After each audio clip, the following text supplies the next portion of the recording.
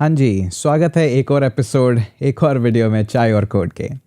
इस वीडियो को हम कंटिन्यू करेंगे हमारी जावास्क्रिप्ट सीरीज़ के अंदर। तो लास्ट वीडियो में हमने देखा कि किस तरह से हम एक सिंपली Node.js को इंस्टॉल करके, एक VS कोड को इंस्टॉल करके हम अपना कोड एनवायरनमेंट बना सकते हैं और जितना भी चाहे कोड लिख सकते हैं। बट कई बार क्या होता है कि आप कहीं और गए हुए हैं या फिर आपके पास उतना सेम कंप्यूटर का एक्सेस नहीं है या आपका कंप्यूटर लो कॉन्फ़िगरेशन में है। तो इस तरह से हमारे पास आजकल मार्केट में बहुत सारे ऑनलाइन कोड एग्जीक्यूशन एनवायरनमेंट हैं। अब ये सिर्फ सारे एनवायरनमेंट ऐसे नहीं कि आपने सिर्फ कोड लिखा और वहाँ से चले गए। कुछ एनवायरनमेंट इस तरह के भी हैं जो कि आपको पोर्टफोलियो बनाने में भी हेल्प करते हैं। और इसी की तरह हमारे पास आज है, हम बात करेंगे थोड़ा सा गिटहब के बारे में।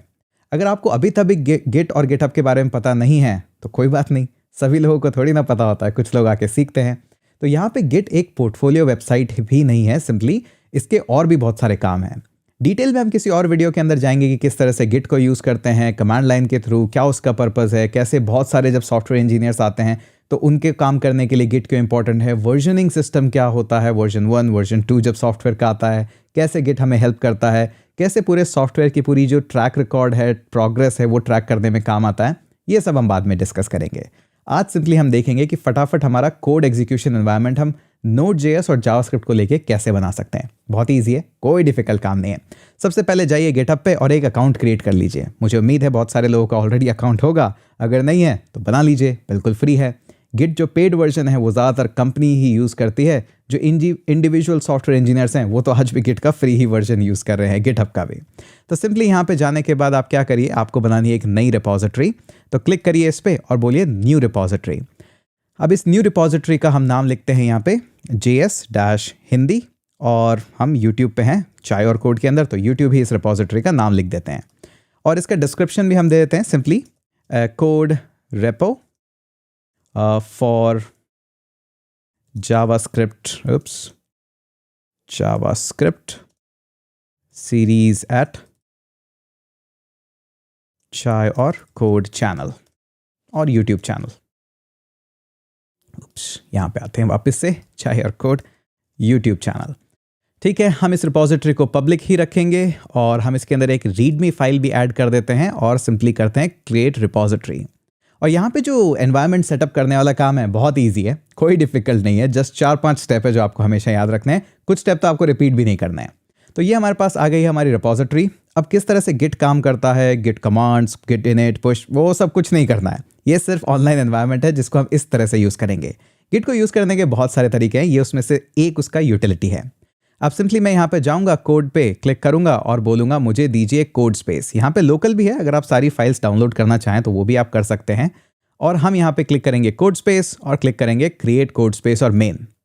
अगर फ्यूचर में, वैसे तो अभी मुझे कंफर्म है, पूरा श्योर है कि ये कोड स्पेसेस टोटली फ्री ही रहने वाले हैं, पर अगर किसी कारण से ये लोग पेड कर देते हैं या आपके अफोर्डेबल नहीं है तो सिंपली आप जाके ये सब जिप डाउनलोड करके और फिर से आप अपने VS कोड में जाके और ये सारा कोड लिख सकते हैं। सब कुछ सेम है, यहाँ तक कि गिटहब भी माइक्रोसॉफ्ट का है, VS कोड भी माइक्रोसॉफ्ट का है, तो इसीलिए हमें यहाँ पे भी सिंपली VS कोड ही मिलता है। तो एनवायरनमेंट सेम रहेगा, जस्ट छोटे से कुछ चेंजेस हमें करने हैं यहाँ पे। अभी हो क्या रहा है बिहाइंड द सीन, आपके लिए कंप्यूटर स्टार्ट किया जा रहा है, इंस्टेंस जिसको बोलते हैं। तो उस कंप्यूटर के अंदर अभी कोई सॉफ्टवेयर नहीं है, बस आपको VS कोड इंस्टॉल करके दे दिया गया है कि ये रहा आपका कंप्यूटर, ये रहे। अब जैसे हमने हमारे लोकल सिस्टम के अंदर Node.js इंस्टॉल करा था, फिर हमने कोड फाइल्स लिखी थी, हमें यहाँ पे भी वही करना है, Node.js का एनवायरनमेंट बनाना है। बट एनवायरनमेंट बनाने का यहाँ पे जो सीन है वो थोड़ा सा चेंज्ड है। यहाँ पे हमारे पास देख सकते हैं कोई डेस्कटॉप तो है नहीं, तो डाउनलोड कैसे किया जाए, बहुत ईजी है। आप सिंपली क्लिक करिए फाइल के अंदर और जाइए व्यू के अंदर और क्लिक करिए कमांड पैलेट पे। अगर आपको शॉर्टकट याद रहता है तो बहुत ही अच्छी बात है, पर अगर नहीं है, मुझे तो ज़्यादातर शॉर्टकट से ही काम करने की आदत है, तो आप भी नोट्स बनाइए अपने शॉर्टकट्स के। और कमांड पैलेट पे क्लिक करिए और यहाँ पे लिखिए कंटेनर। जैसे आप कंटेनर लिखेंगे तो सबसे पहले जो ऑप्शन आता है add dev container config file. तो इसका मतलब ये है कि आपका जो ये कंप्यूटर इंस्टेंस है इसके अंदर मैं कुछ फाइल्स ऐड कर दूंगा कॉन्फ़िगरेशन की, जिससे आपको Node.js चाहिए तो आपको बाय डिफ़ॉल्ट Node.js मिल जाएगा, आपको पाइथन चाहिए तो बाय डिफ़ॉल्ट पाइथन मिल जाएगा। तो हमें यही तो काम करना है। क्लिक करते हैं कॉन्फ़िगरेशन फाइल पे। अब ये बोलेगा कि आपको Node.js चाहिए, तो आप जब सर्च करेंगे Node.js तो आप देखेंगे Node.js अवेलेबल नहीं है, तो आपको क्लिक करना पड़ेगा शो ऑल डेफिनेशन पे। अब दोबारा से लिखिए यहाँ पे नोड। अब बहुत सारे नोड एनवायरनमेंट है, मुझे कौन सा वाला चाहिए, तो इसमें से सर्च करिए जो एनवायरनमेंट है जो कि कह रहा है Node.js एंड जावास्क्रिप्ट। और भी हैं जैसे MongoDB और ये सब, मुझे वो सब अभी नहीं चाहिए, अभी सिंपली चाहिए Node.js और जावास्क्रिप्ट का एनवायरनमेंट। तो जिस भी नंबर पे आपके पास आ रहा है उसको क्लिक कर दीजिए। अब बात तो ये है कि लास्ट वीडियो में तो हमने वर्जन 19 इंस्टॉल कर लिया था, यहाँ पे तो 18 ही है। इससे कोई फर्क नहीं पड़ता है कि आपका वर्जन 17 है, 16 है, 18 है, बेसिक्स सेम है। तो बिना झिझके जो भी डिफॉल्ट नंबर आ रहा है उस पर क्लिक करिए। उसके बाद ये बोलता है कुछ एडिशनल टूल भी चाहिए, AWS यूज़ करना चाहोगे इसी के साथ में कमांड लाइन के थ्रू। हमने कहा नहीं अभी नहीं, बाद में करेंगे। तो क्लिक कर दीजिए ओके। और जैसे ही आप ओके करेंगे ये क्या करेगा, आपके जो एनवायरनमेंट है इसके अंदर एक कोड एग्जीक्यूशन एनवायरनमेंट फाइल यहाँ पे ऐड कर देगा और ये बोलेगा कि कुछ चेंजेस हुए हैं, इसको रीबिल्ड कर दूं क्या आपकी जो मशीन है। आप बोल दीजिए हाँ रीबिल्ड कर दीजिए। अब क्या होगा, आपका जो मशीन है वो दोबारा से रीस्टार्ट की जाएगी। इस बार जो आपने कॉन्फ़िगरेशन फाइल दी है, बोला कि मुझे तो Node.js बाय डिफ़ॉल्ट इंस्टॉल चाहिए सिस्टम के अंदर, तो वो आपको यहाँ पे बाय डिफ़ॉल्ट इंस्टॉल मिलेगा। बट अभी हमें कुछ और चीज़ें भी यहाँ पे सीखनी है, फटाफट हम देखते हैं। ये थोड़ा सा टाइम ले रहा है वापस से रीबिल्ड के लिए। मैं 2 मिनट के लिए वीडियो पॉज करके वापस से आता हूँ आपके पास।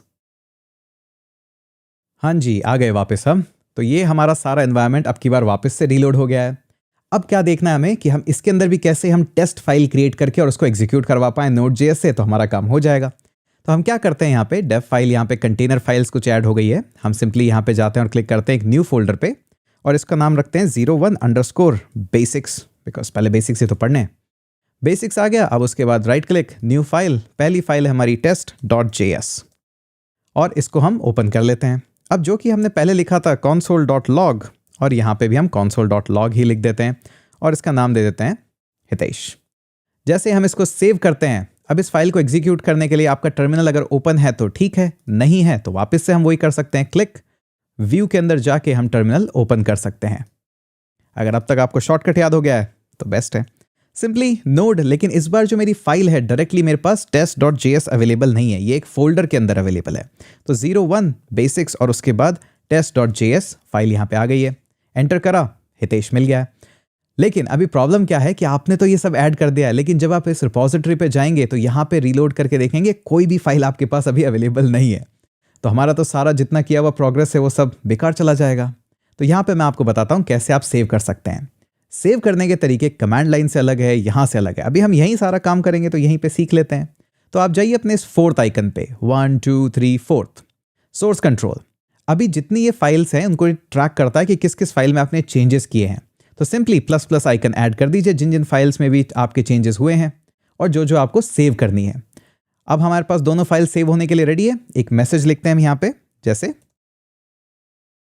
कंटेनर कॉन्फ़िग डन, क्योंकि कंटेनर ही हमने कॉन्फ़िगर किया है।